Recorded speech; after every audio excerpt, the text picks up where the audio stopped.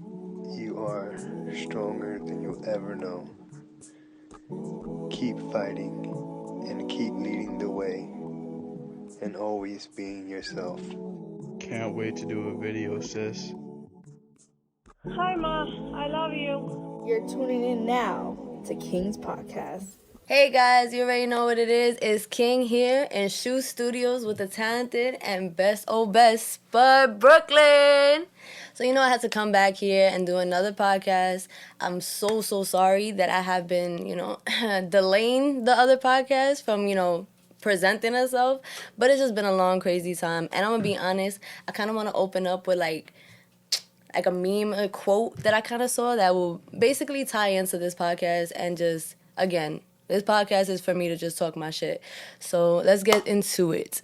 So the meme that I kind of, like, the quote that I kind of want to reference is, I let a lot of shit slide because I grew up learning to love fucked up people.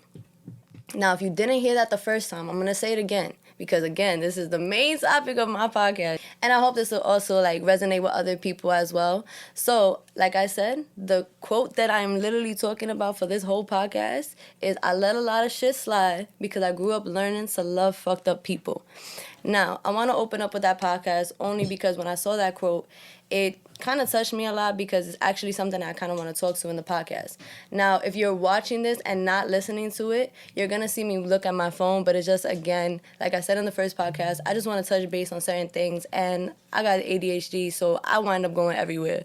But yeah, so for this episode, I kind of wanted to put it as, the caption of, the title-wise, as God, I see the signs, but I'm still a little fucked up.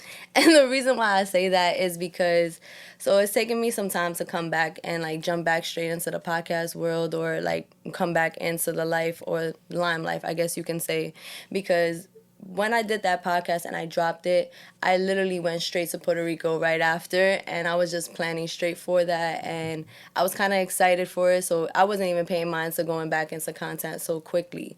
But not only did I also go to Puerto Rico, I also reconnected with people and also said goodbye to people. So it was a lot of everything all at once that also made the podcast derail for so long. But now that we're here, let's go right into it. So I went to Puerto Rico for my birthday, right? I turned 29. Anyways, I turned 29, and I was like, you know what, screw it. I want to go away for my birthday. I never went away by myself. I always went with, family, or I moved away with a girlfriend. So I never really went anywhere by myself. And the first time I went to Puerto Rico, I didn't really experience it the way I wanted to. Granted, I was with my family, and it was a free trip. My whole family paid for it, and I wanted to go. It was my first time. So I didn't really know around anywhere. So I was like, you know what, I'm 29 years old. I'm going to wind up doing, it by myself. I invited a couple of my friends, but it was also last minute too. So it was like, you know what, it was technically supposed to be a solo trip. It didn't really turn into that. So one of my friends did reach back out to me. He wound up coming with me. And the trip was overall a good experience for sure, in the sense of scenery, in the sense of experiencing the culture and just being in Puerto Rico. A lot of things I was unable to do that I wanted to do, but that's just because when you're there, when you're on vacation, you have this whole list, this whole itinerary, what you want to do, how you want to do it, where you want to go, and you're sitting here thinking okay, I'm gonna be able to get through this and that the whole day. But you also have to also take in consideration, if you also do have somebody else, it's not gonna always go like that. So with the trip, I did have some, bumps. I had some errors and things like that. But overall, I'm not going to sit here and be like that trip was horrible or nothing like that, because I was able to see Puerto Rico from my view. I was able to be by myself without my family in that sense and just experience being in the island. Now, like I say this all the time, I'm a Puerto Rican from New York that I barely speak Spanish, but I do understand it. So it was definitely also a challenge for me, because a lot of times I wanted to go into the straight island wise. I didn't want to be in the tourist area, because for some reason San Juan looks like I am in New York in the morning time, and I don't like it. But anyways, we're not gonna talk about that. You can get off our line. But anyways, I'm not gonna talk about it.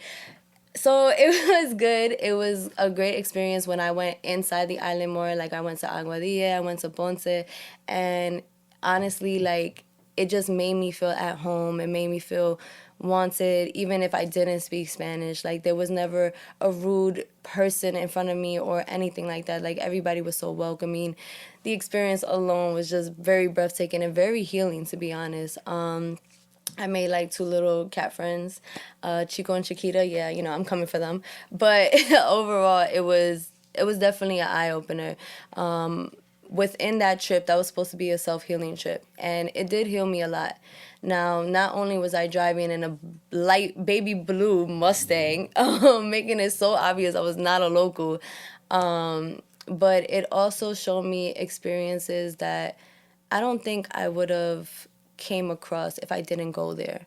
There was one night that I was just sitting on the beach writing, and I don't know which beach it was, but it was at nighttime and it had the flag there. And I was just sitting there writing, listening to music, and just really letting everything out. And it felt so good. Like, writing in the piers and dominoes does not compare to writing in the beach in Puerto Rico. Like, it was just beautiful. Like, it was definitely a healing trip. But it guessed I didn't heal as much as I should have, because when I came back after my birthday, I kind of reconnected with somebody that I don't think was supposed to be reconnected in my life. And that's kind of where it went a little bit hectic, a little bit crazy in the sense of my healing process. Because what people don't understand is when you're healing, you're going to go through that stage where you're going to miss the person and you're going to think like, you know what, maybe we could take a swing at it again, or maybe we could even sit here and think about how it messed up and fix it. But what you don't notice is that sometimes it's not okay. Not okay. Let me not use that. Sometimes you don't need to go backwards. Sometimes to get to the future, you actually don't have to retrace your steps or be like, you know what, let me get this closure, or let me get, like, I want to know why. Like, it's killing me. Trust me, I am a type of person that the reason that I got to reconnecting with the person was because I couldn't deal with it. I couldn't deal with not knowing what I did wrong or what I didn't do to help somebody or to please somebody. It was just eating me alive to the point where my overthinking was every single day. And that wasn't okay nor healthy. But that's something that I had to understand, that this is a healing process. There's going to be days where I'm going to miss somebody that doesn't even deserve to be missed because they were in my life and had good moments. So all I'm going to notice is the good moments at that one time of me missing you. But then I snap back into reality, and then it's like, damn, but this person did this, that, and all the other stuff. So then that's when you realize you're not healed yet. You're still trying things out.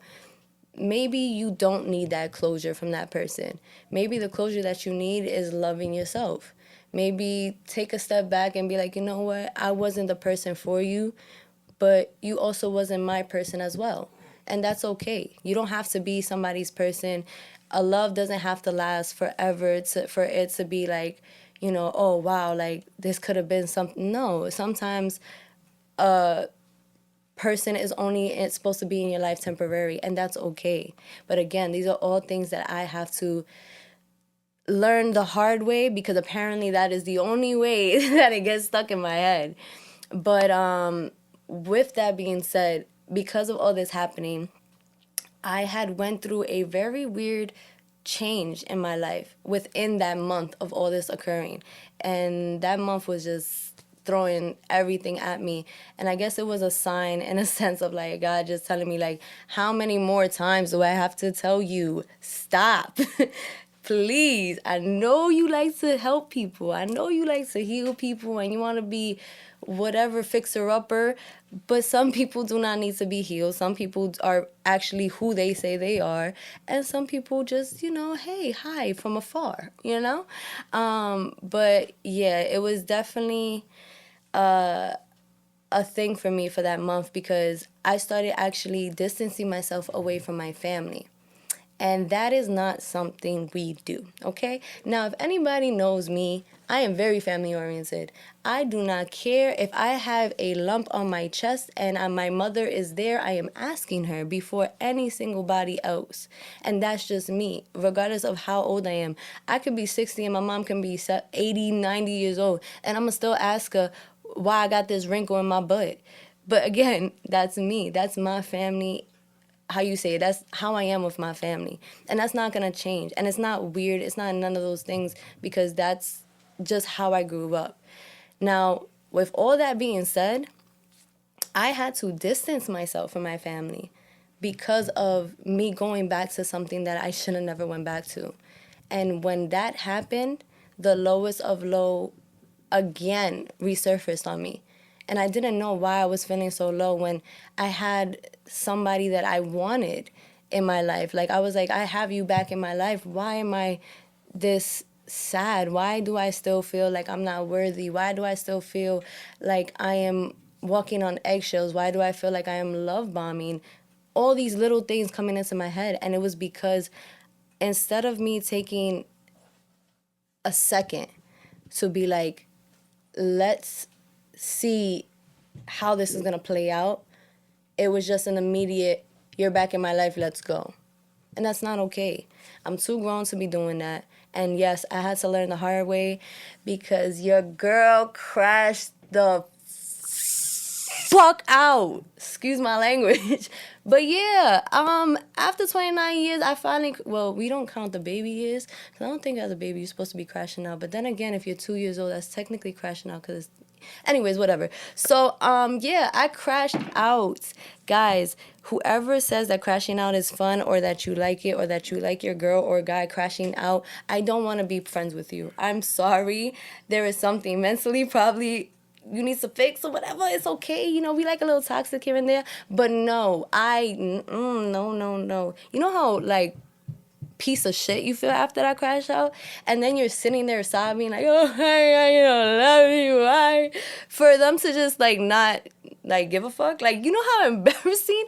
Like, let's take it back. You know, like all the times where you see movies and there's like this cringy little, you know, person that is, you know, just crying hysterically. It's like, I love you. That was me for a female.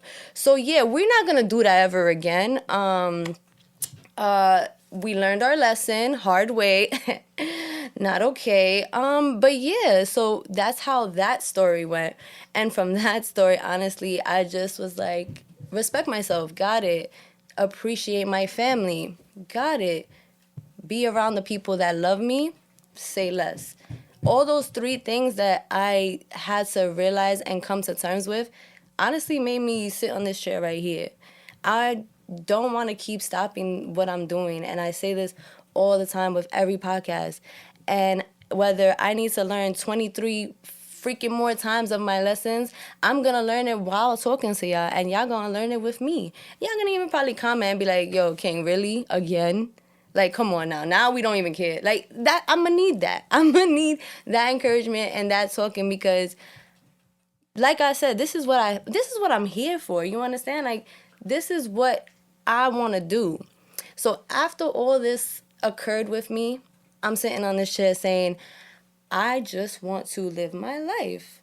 And I don't mean it in the sense of I want to go out and be a little thotty McThotty. No, I actually don't want any intercourse or anything like that, sexual intentions or any other thing like those things because I kind of just want to, I guess, connect with myself. And fuck it, if I get a little, I'll just see if there's somebody that I trust. But other than that, that's not my goal for this summer. Like, I feel like this summer, honestly, I'm just ready to be outside with my friends. I'm just ready to actually experience summer single and not in a situationship, not in a thing where I'm getting called like, why are you hanging out with this person or this person likes you, or me calling you like, why didn't you call me? No, I don't want that. I know what it takes to love me. I know what I have to offer. And I know for a fact that communication is something that I'm going to need in my relationships. Communication, trust, loyal, honesty, solid, all those things, all those nice old school fundamentals, that's what I'm gonna need. And I understand that, you know, in this generation it's not really like that, or I just haven't found the person, and that's totally fine with that. I'm gonna wait for that though. And it's not gonna be no more lessons learned, da da da da. No, now it's I'm gonna come exactly how anybody comes to me. If this person wants to be this in my life, you're gonna get this person to me. And I have to learn, you know, I gotta get a little tougher skin. And this is gonna be hard, but like I said, I'm gonna talk and rant to you guys. And so my skin looks like the hawk, and we're good with my emotions. So it's really it. But other than that, before leaving off with all of this stuff, I kind of want to make my podcast a little bit funny to end off in the end. So, like, you know, you heard my whole reasoning why I wasn't coming back here. But I want to touch base on something now that I've been gone. Why am I getting noticed, right? We pause all that other rant stuff, all right? We done, closed, everything. We're healed, we're great, we're good. Now, podcast time. Why do gay men find me attractive? Please explain that to me, okay? Like I said, rant is done. We're getting into podcast me now. Why? I went out a couple of times with the person, and I got literally targeted. And it's not in the sense, I love my gay man. My best friend is a gay man, and I love him to death. But I get my high pitched voice when I talk to them. Like I'm not gonna come off and be like, hey, what's up? I'm like, oh my god, hi, you're so cute, you're cute too. So that doesn't help, but it's also not understanding. If I'm sounding like that with you, I have things that you don't want to deal with. Why? We do not like the same things. We don't. And technically, I don't want a lavender marriage. So I'm really just concerned on why gay men do that now. Apparently, that's a thing. Apparently, in the LGBTQ, A, B, C, D, E, F, G, everything else, that is a thing where gay men and dyke studs, AGs, whatever, mask, that it's attracting in both ends. And honestly, I don't want to bend a guy over. So if I just want to understand if we can just be friends, guys. I appreciate you guys with all the love and hearts and kisses. But I don't go that way. Love your style, though. Love it. But if anybody can actually comment and tell me why that this is occurring to me at this moment and at this, year, that would be greatly, appreciated. But again, love you, gay men. And also, to leave it off, because we got probably 3 minutes, I found out, right, and Spud and my friend is going to laugh right now, that y'all men like y'all chest licked. Not all men, apparently, but apparently, us female nipples are not the only thing that is sensitive. Like, men nipples are sensitive too. And, I just kind of want to know how serious, you have to be to lick, your man's chest if it has, little pelitos. Like, you don't go in it, or you don't. I'm just, again, curious question, because, I would not. I'm sorry. Yeah. And also, too, when you, do your thing, you just, twiddle it a little bit. I have so many questions. So, again, for the next podcast, if anybody can comment, or screw it, if you even want to be on the podcast and explain to me why, see, my friend is over here ready. So next podcast, we ready. But yeah, I kind of want to know, because me and my friend were talking about it. She was sitting there one day, and she was like, I was like, yeah, a lot of girls sometimes, fun fact, a lot of girls, nowadays, it's hard for them to come, and I'm going to need y'all to stop using the toys. Because if that's the case, I don't want to talk to you, because I do not want to be there for an hour doing everything in my power while you're just there I'm sorry. No. But that's, anyways, besides the point. So we were sitting down, me and my friend, and we were talking, and I was like, yeah, when you have a piercing or anything like that, with a lot of females, you don't really feel anything anymore. The sensation or whatever. So, say, shut up. So, I was like, you know, like, you don't really feel the sensation or anything anymore. And my homegirl was like, yeah, she was like, yeah, not many girls even, you know, even like that. She was like, a lot of men do. And I'm like, excuse me, what? Time out. Excuse me?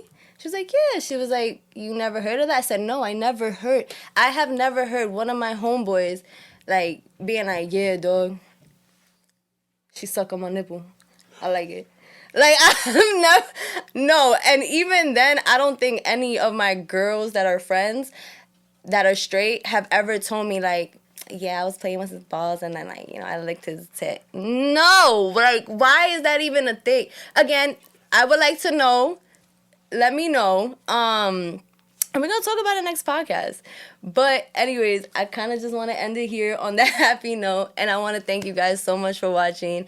The next video you guys are going to be see is not going to be a podcast. It's going to be my vlog for the Puerto Rican parade. And yes, all of my stuff is going to be delayed. Oh, well, so what? Ow, that's how true it is. Oh, well, so what? Still going to watch it. Still going to be good. And yeah, so comment, like, subscribe. And thank you guys so much for watching RV with King podcast. I'm out of here.